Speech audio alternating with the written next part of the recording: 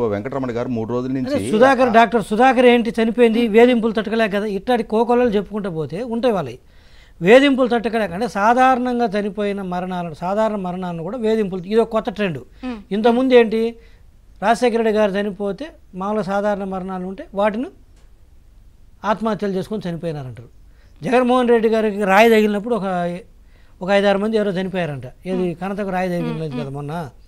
సాధారణ మరణాలు ఏదో ఉంటుంటాయి కదా టక్కంట ఎక్కడ జరిగినా కూడా అంటే ప్రతి సాధారణ మరణం కూడా వారి కోసం చనిపోవడం పదే స్ట్రెస్ చేస్తానంటే జీవి రెడ్డి గారు ఇప్పుడు జనరల్ గా ఒక స్టేట్ లో పెట్టాలనుకున్నప్పుడు ఒక ఎఫ్డిఐ రావాలన్నా మీరు ఒక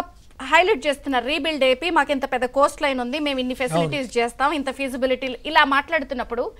నేషనల్ మీడియాలో పెడుతున్నాడు ఆయన వెళ్ళి సో నేషనల్ మీడియాలో ఇక్కడ లా అండ్ ఆర్డర్ లేదని అల్లరి పెడతానికి ప్లాన్ వేశారు ఇప్పుడు ప్లాన్ వేసారు వాళ్ళ పని అది అంటున్నారు అప్పుడు మీకు ఇబ్బంది కదా మళ్ళీ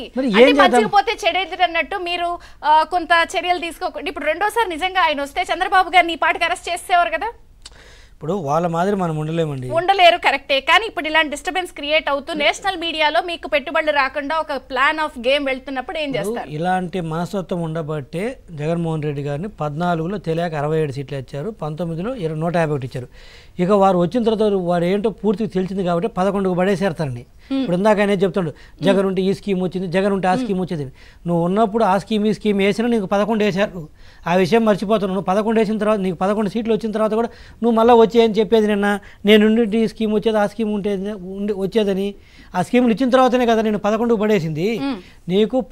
సంక్షేమం ఒక్కటే కాదు అభివృద్ధి చూస్తారు నీ వ్యక్తి మనస్తత్వం చూస్తారు డిస్ట్రక్టివ్ మైండ్ సెట్ ఈరోజు నేను చెప్తున్నాను కదా జగన్మోహన్ రెడ్డి గారు అరిచి గోల పెట్టినా కూడా జాతీయ స్థాయిలో పోయి లా అండ్ ఆర్డర్ బాగలేదని ఏపీలో చెప్పిన స్ట్రెస్ చేస్తున్నారు కానీ చంద్రబాబు నాయుడు గారు రూలింగ్లో లా అండ్ ఆర్డర్ ఎలా ఉంటుందో వారు ఇలాంటి అరాచకాలకు వ్యతిరేకమా దగ్గరుండి ప్రోత్సహిస్తారా హత్యలు చేస్తే మా వాళ్ళకు బీపీలు వచ్చినాయని చెప్పి మనస్తత్వం చంద్రబాబు నాయుడు గారితో జగన్మోహన్ రెడ్డి గారితో ప్రజలందరూ తెలుసు ఇంటి మీదకి ఎమ్మెల్యేని ఒక మాజీ ముఖ్యమంత్రి ఇంటి మీదకి ఒక ఎమ్మెల్యేని పంపించే నేచరు చంద్రబాబు నాయుడు గారికి ఉందా జగన్మోహన్ రెడ్డి గారికి ఉందా అందరికీ తెలుసు ఒక ఎమ్మెల్యేని ఆ రోజు జోగి రమేష్ని ఇంటి మీదకి పంపలేదు చంద్రబాబు నాయుడు గారి ఇంటి మీదకి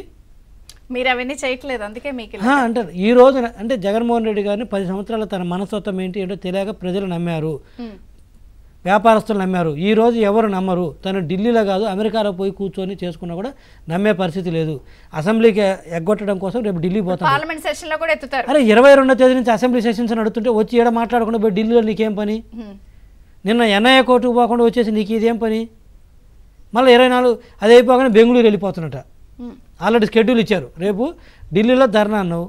అది అగలేట్ ఏదో ఒకటి మరి తర్వాత రావచ్చు కదా అసెంబ్లీకి మళ్ళీ ఆ నుంచి బెంగళూరుకి వెళ్ళిపోతారంట నీకు బెంగళూరు ఏం పని మొన్నటిదాకా మమ్మల్ని అన్నావు హైదరాబాద్లో నుంచి ఒకరోజు వచ్చిపోతే అక్కడి నుంచి వేరే రాష్ట్రంలో అన్నాను ఇప్పుడు నువ్వు చేస్తుంది ఏంటి కూర్చోబా ఏపీలో నీకు దమ్ముంటే సమస్యల పైన పోరాడు శవాలు వచ్చినప్పుడు బయటికి రావడం కాదు రోజు సమస్యలు వచ్చినాయి ఈరోజు వరదలు వచ్చినాయి ఈరోజు సాక్షిలో రాస్తాడు పేపర్లో విస్తారంగా వర్షాలంట మరి చంద్రబాబు నాయుడు గారు వస్తే వర్షాలు పడమన్నావు ఈరోజు విస్తారంగా వర్షాలన్నీ సాక్షి మెయిన్ పేపర్లో రాశాడు విస్తారంగా